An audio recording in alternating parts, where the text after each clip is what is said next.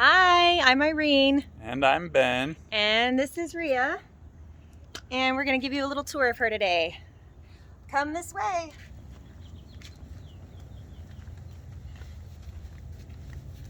So with Riia, I was going for a Scandinavian folksy look. So the exterior is inspired by a hand-stitched Scandinavian textile.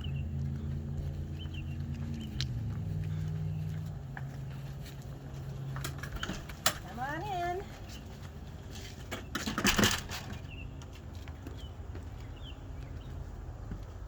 So we'll head to the back. So in the back here is the master bedroom. It has a nice walk-around bed. There's a little nightstand with a drawer, a little closet in here with a garment bar for hanging stuff up. We completely gutted this room basically and cleared out. There had been some old water damage, so we cleaned all that out and we redid this wall, replaced all that, and opened up all the storage to make it feel nice and roomy. And this all has a nice lip on it, so that things don't shift around while you're on the go. Under the bed is some storage, and you get to see the very charming original flooring in here. There's a nice amount of storage in there. Bedding's all new, correct? Here, There's the an mattress outlet. is new. And Yep, bedding's all new. There's an outlet right over here for cell phone charging. There's a nice little closet in here for your capsule wardrobe. And then there's 3 drawers going down, and all of the drawers in here have a slight lock on them so they don't shift open while you're on the go. And they're nice and deep. They go all the way back. So now moving into the kitchen. that curtain closes, right? Oh, yeah. This is your bedroom door. If not like sound proof, it is at least a visual barrier, symbolic barrier. Okay, so here we have our little fridge and freezer. It's automatic, so it switches between gas and electric depending on whether you're parked and running off of a power line. What is that Electric, called? like shore power? Yeah, shore power. That's what I was looking for. Or using your generator or driving down the road, it is automatic so that it always stays nice and cool for you. Yep. Both work great. Here is your little kitchen. A nice sink, a 3-burner gas stove, and a little oven. Everything works wonderfully. You have a nice microwave here. It is not a full-size microwave, but it is in great shape, works great. You've got a little storage here, some odds and ends. And this cupboard right here is nice and deep, and has a little, it's bigger than it looks. And all of these cabinets are the original cabinets, but I really like the design of the interior of them, so I refinished them and repurposed them so that they would have more of the look I wanted. Here is the exterior of our bathroom, and this is all hand stenciled aspen design. If you want to come over this way, I will show you inside the bathroom. It has a nice, good-sized shower for an RV. With a skylight. With a skylight. For scale, I'll climb inside. Nice. It has a little vanity in here with some storage underneath. And this storage cupboard goes back around here, so you got, and again, a nice lip on here so you don't get, minimizes shifting. And of course, lovely commode. So it's a nice, unique, all-in-one bathroom. Very good size, given the length of the RV. So moving on into the living area. This is kind of my favorite part. Up here we have our air conditioning unit. It works great. This is the dinette. Again, we have open storage on both sides. We have some here above the door as well. Again, always with this lip. That's very important, especially with this open shelving concept. The dinette is multifunction. It, of course, is where you can eat, but this table flips down and, should I show them? To the bed? Yeah. If you want, sure. That's pretty easy. So you just move these over here to this chair. All of these seats have seat belts. So the dinette has 4 seat belts on either side, and the little chair there has a single seat belt. So that means, including the cab, we have 7 seat belts all in. This pulls up.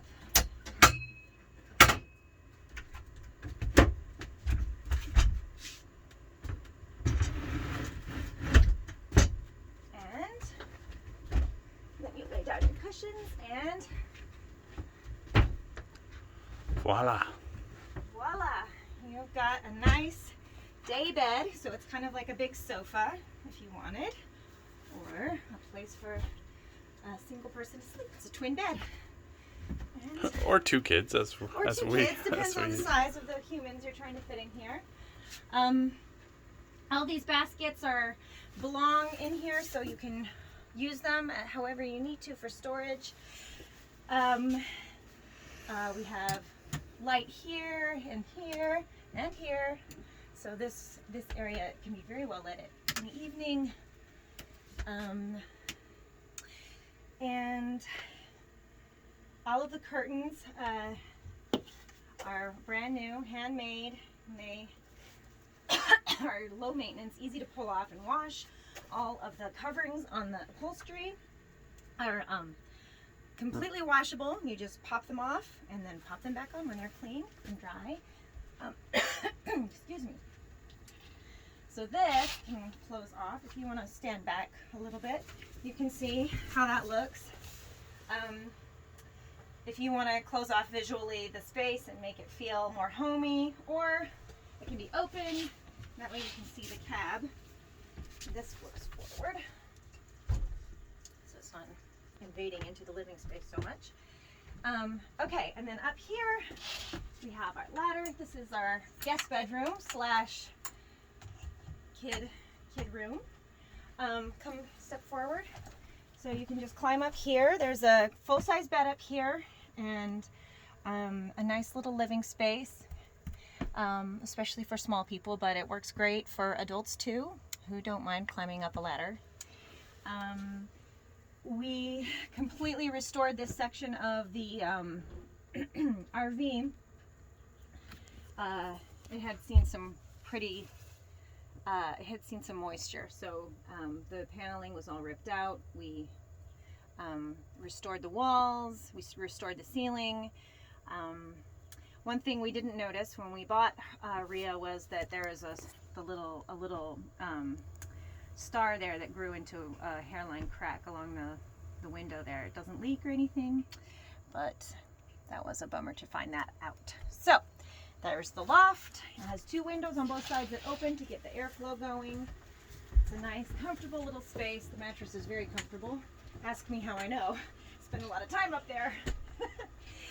All right, so that's the interior. Yeah. All the flooring has been restored. All of the systems are working great. She's beautiful. She's ready to go. Any other questions I need to answer? No. Maybe I'll jump into the cab here and Sure. start I'll her trade up. off.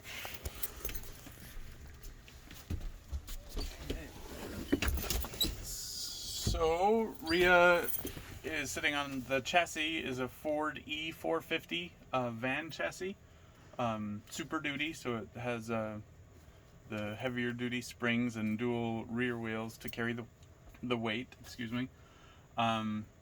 This vehicle is well known for being very dependable. The engine is strong and runs well. The first RV that we had was the same model, same chassis. We bought it with 170,000 miles and towed our minivan over 5,000 more miles around the country over mountains and everything, and it did great. This one has 61,600 miles currently. Fires up great, starts really smooth. There's no leaks or anything that we could tell. Everything runs really well. It has a rear camera that's into this aftermarket stereo system with a screen. Turn on the camera here, I guess. Yeah, everything seems to work well, run well.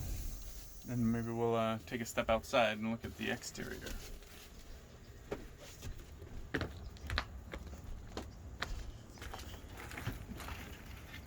So this is the exterior. With any RV of this age, you always have to watch for keeping the roof sealed. When we bought Riia, there were some crackling on the rubber roof, which is why there had been some moisture in some of those areas that Irene spoke of on the inside. So on the roof, we went around the edges with a pretty thick coat of a rubber sealant, and then did a thinner coat across the entire roof.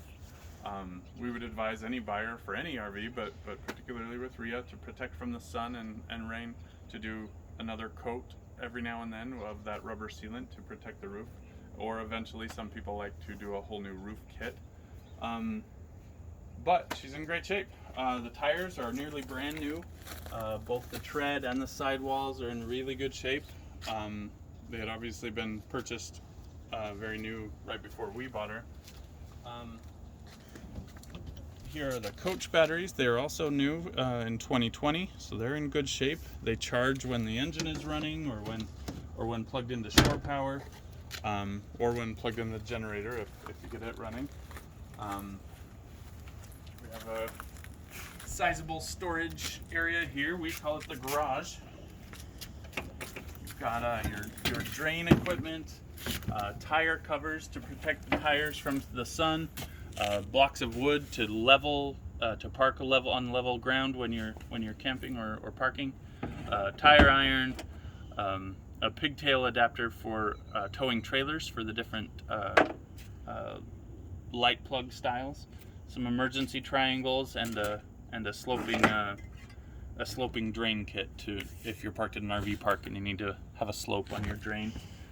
Plenty of additional storage in there. Coming around the back, got the spare tire, which is brand new, as you can see. It still has the hair on it. The hitch, receiver hitch with the trailer plug. As I said, with our first RV of the same model, we towed our minivan over 5,000 miles around the country. It did great without a mechanical issue, other than standard maintenance, oil changes and brakes and so forth. With any RV of this age, you'll have some little cosmetic dings and things like that, but nothing major.